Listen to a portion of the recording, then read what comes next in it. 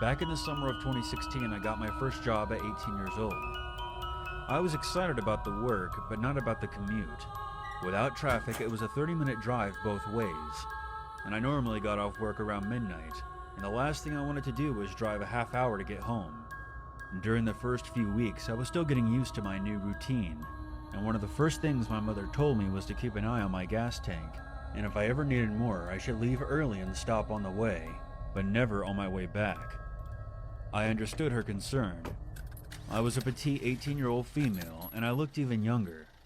But being who I was, I half forgot, half ignored that advice.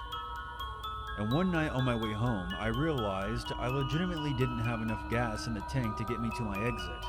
I pulled into the first station I could find, not caring about the brand or the cost of the gas. I decided to make it as quick as possible, and only put in about $10 worth, just to get myself out of there. I swiped my card and began pumping gas, and once it got to the $10 mark, I shut it off and printed out my receipt. Thinking the worst was behind me, I was about to climb back into my car and book it home, when a voice came from the tiny intercom above the pump. "Ma'am, there was a problem with your credit card payment."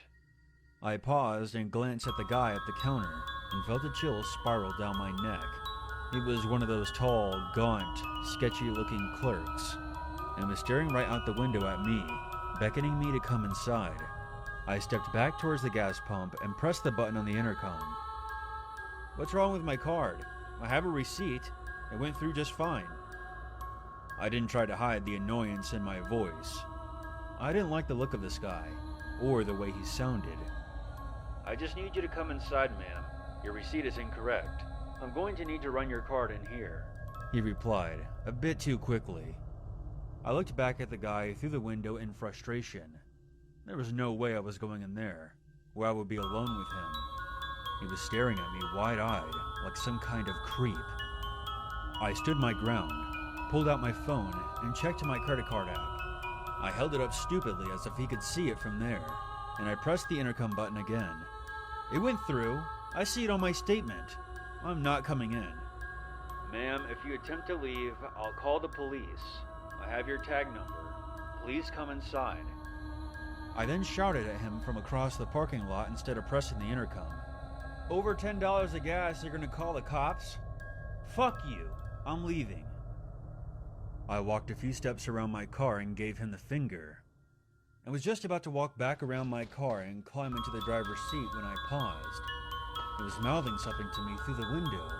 I would have ignored it, but he suddenly looked much more desperate than creepy.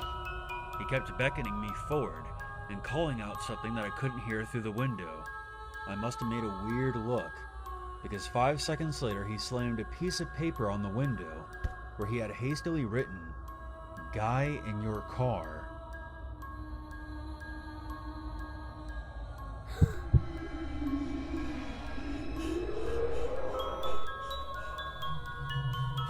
I booked it inside the station, and once I was there, the clerk locked the door and told me to get down.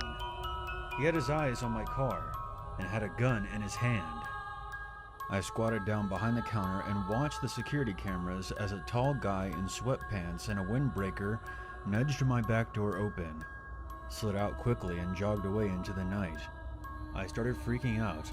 Turns out the clerk had noticed the guy hanging around the side of the building on the monitors, and as soon as I pulled in, he made a beeline for my car. He crouched down and opened the door, and slid himself inside as I was swiping my card, being careful not to close the door all the way behind him, so that I wouldn't hear anything.